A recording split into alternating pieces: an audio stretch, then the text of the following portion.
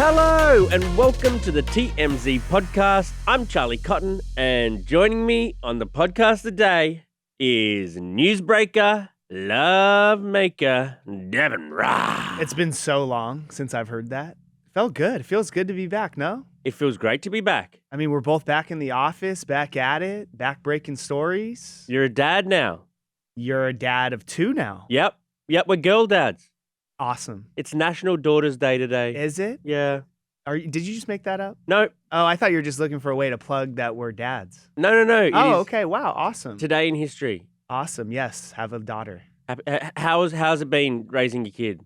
It's been going great. A little less sleep. Shout out to my wife. She's been killing it. I wake up once. Shout out to my wife too, just so I don't get... Okay. I'm just saying, so you like, took my shout lead. Nice. Shout out to mine as well. Yeah, no, it's been going great.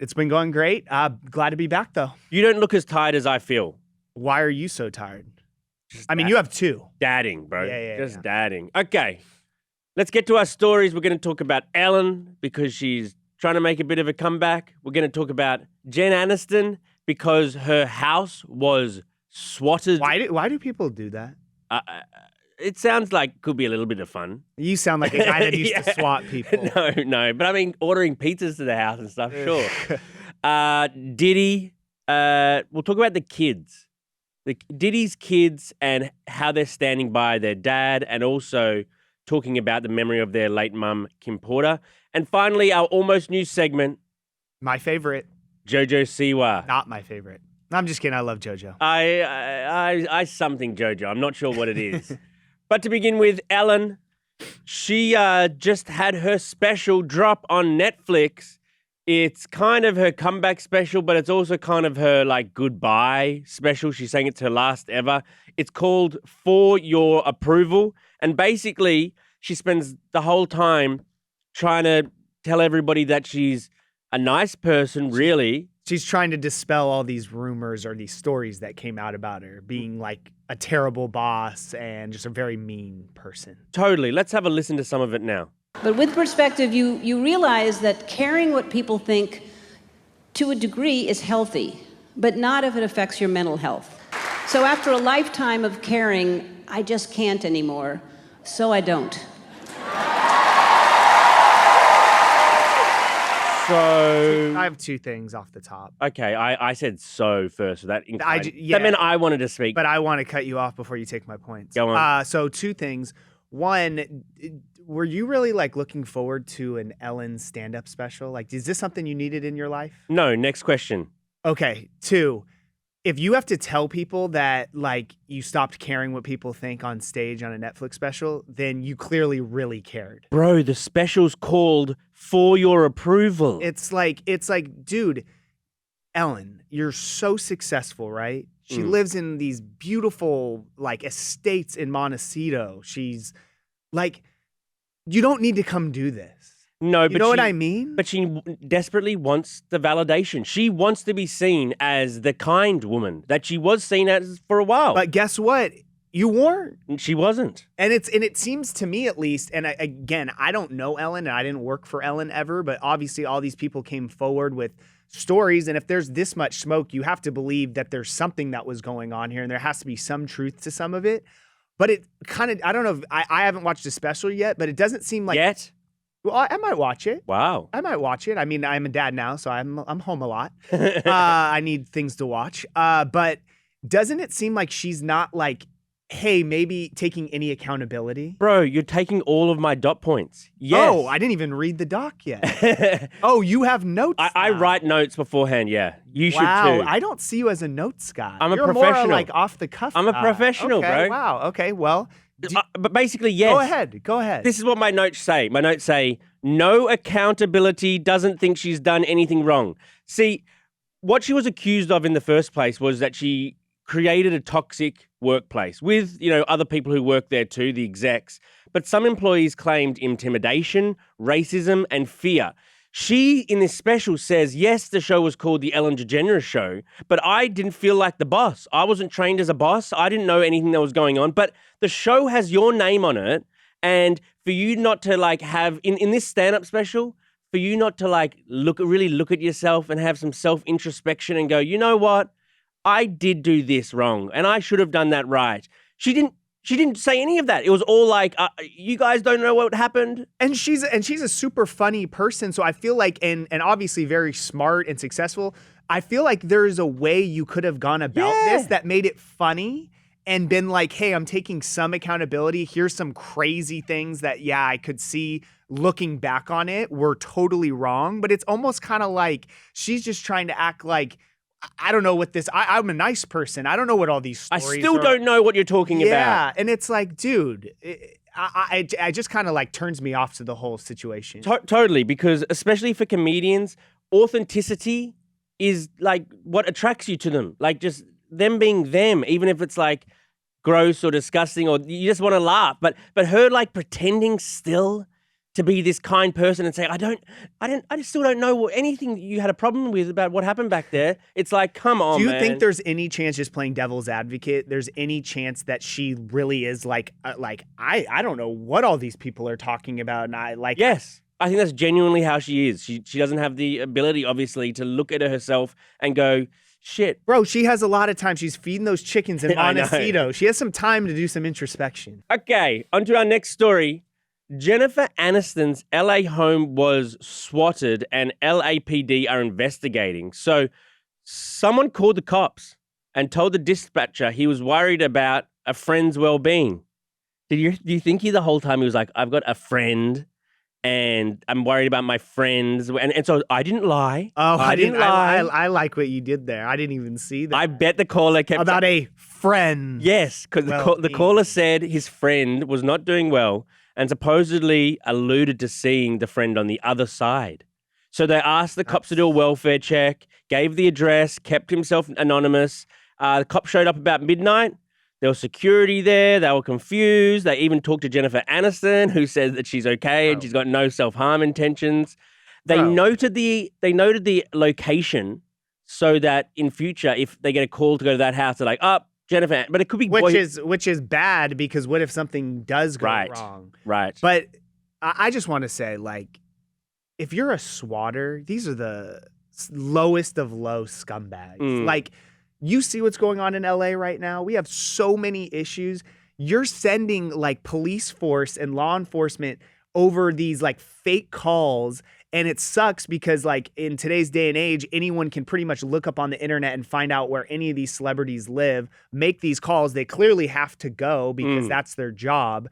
It's just a complete waste of time, and swatters are scumbags and should be arrested. No, but it's dangerous too. Super dangerous, because if the SWAT team goes into, or the cops go into the house, guns drawn. Oh, yeah, I know. And someone who isn't expecting to be like interrupted during their sleep or something sees this intruder, they might grab a gun or they might get shot themselves because of it's just so dangerous. So dangerous.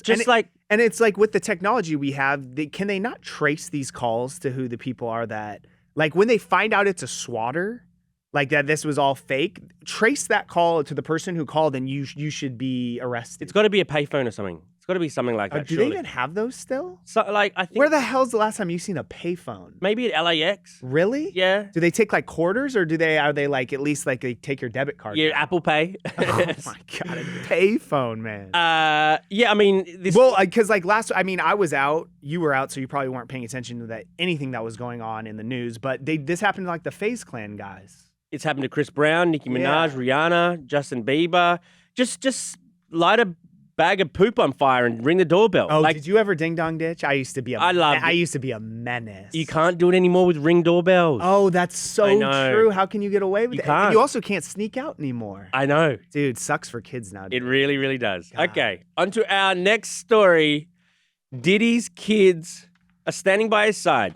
I guess this isn't surprising. I mean, I guess you could say it's not surprising, but also you read these things and you're like, ugh. Yeah, I mean, they don't have a mum anymore. Kim Porter died, so they've only got one parent that really they kind of look up to in that way. So I can understand them going, I'm not going to lose another parent. Well, that, and you also don't know, I would assume, maybe they're choosing not to read all these things and headlines, even though it's probably pretty hard to avoid them at this point. But also, it's like, if they never saw any of this, and who knows, maybe Diddy's been an amazing father to them and he's telling them, hey, this is all untrue. These are people out to get me. Maybe they would tend to believe their dad. Yeah, I can definitely see that.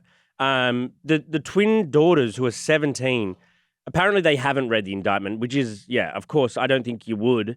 But it'll be hard for them to square who the world sees their dad as and who they see their dad as. The twins are staying and being sort of mummed by Kimora Lee Simmons and also a friend of theirs, Lala. But so they're staying in California while Diddy and the sons are over at court. Yeah, the sons have been seen going in and out in court. Well, Diddy's in jail or prison. Yeah, I think it's jail Is until it you're jail? convicted. I always get those confused. Me too. Right? I think jail is like less bad. No, jail is entry-level prison, or kind of, I think. Jail is like a holding place. It's probably like, these are probably things we should know, but it's also Right. I'm probably glad I don't. Right.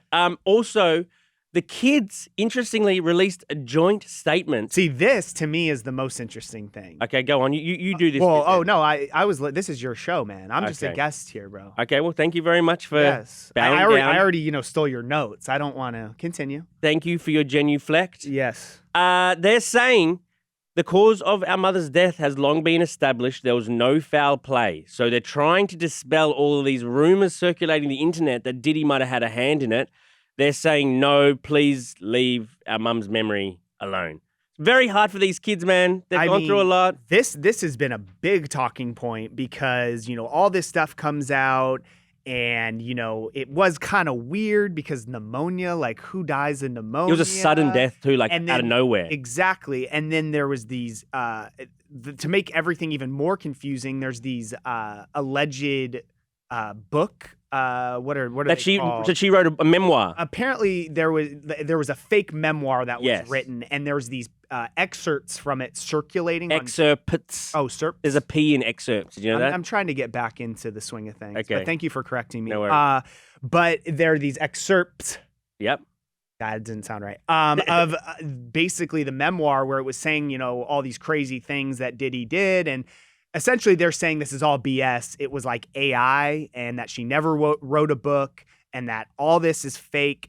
It's all very confusing. I mean, if they're saying it, you have to take them at their word. Also, at the time we covered this heavily, the cops obviously did a whole investigation. There was no foul play. There was the whole coroner's report that came out. Diddy's nowhere to be attached to this at all, but I don't know, conspiracies today. Yeah, they go crazy. They run wild on Twitter. Okay, onto our almost news segment. JoJo Siwa continues to shock, continues to amaze. She did a new photo spread. Did you say nude or new? I knew. I didn't. Okay, I thought you said nude for a second. I was like, wait, did I miss this? She's only steps away, honestly. She is posing in like a sequined. It's got abs on it. This It's supposed to look like a corset. man. She's supposed to look like she's got a bulge, like a penis bulge. Yeah, and it's like a ripped man for Lady Gun magazine, I believe. And there's like a whole there's like 10 photos I think that came out, or 8 photos. Yeah. Looking at them right here. They're pretty. No, that's fine. That's fine. They're pretty Everyone's talking risque. about the bulge Everyone's talking about the bulge, like and and the fact she wants abs like me. you. Yeah. I was gonna say not like you, bro. I feel like you've. I'm coming around. Well, no, you were concerned about your weight before we left. Have you kind of got it under control? Wait, you're bringing up my weight? Well, dude, we're talking about abs, and I just was thinking. I was talking about JoJo Siwa. But you told me that you're like, oh, I'm finally started going to the gym, and I was like, wait, what? I went for the gym for all of 2.5 days, and I'm still paying for it now. I plan to go every day of paternity. It didn't go once. Didn't go once. Still eating like crap. Well, I'm eating a little less, maybe. Okay, you look good as always. Do I? Thank you. But anyway, I've come around on JoJo Siwa. Oh wow, because you were openly a hater. I was openly a hater, but she's made me hate so much that now it's turned into respect. She has become a genius, her or her team, at staying in headlines. It's just attention. We live in an attention economy. A hate click on a video or an image is worth just as much as a like click. It's worth just as much money to them, and But also, you know, one of the thing I actually respect about her is a lot of people do this where they just want to stay in the headlines, but they try to pretend like, I don't know why you guys are talking about me. Oh, like this is just me. She's like kind of leans into it. Like, yeah, that's the point. She says in the article to go along with the photos, I'm an attention whore. So she's not trying to hide it. At least I like that part of it, but she sometimes can be kind of abrasive and a little annoying, I think. And I think part of it too is like she was this dance kid. Like, was she on Disney? I Dance Moms. I was a little after this, but like, you know, kind of like a squeaky clean image, and she kind of is clearly breaking out of that, and I kind of respect it. I just respect that we're still watching, and I can't consume enough JoJo Siwa content. Just kind of maybe even laughing at her. But she says that's fine. She goes, laugh at me, laugh with me. I'm cool with either. So good on her. I mean, shout out JoJo Siwa. As an attention whore, you probably respect right, a fellow attention whore. Maybe I should wear that Diamante with the abs. That I could look like I got a big one down there, I got a 6-pack. Oh, you having a bulge in a 6-pack would definitely be shocking. Oh, jeez. Well, good to have you back there, Deven. Damn, we came in hot, but it feels good. Sorry for stealing your notes. I mean, that's fine, bro. Next time, write your own notes. Hey, man, okay? From the top, bro. From the top. Professional. Okay, thank you guys very much for joining us. We'll see you guys here tomorrow. Goodbye. Yeah, it was fun.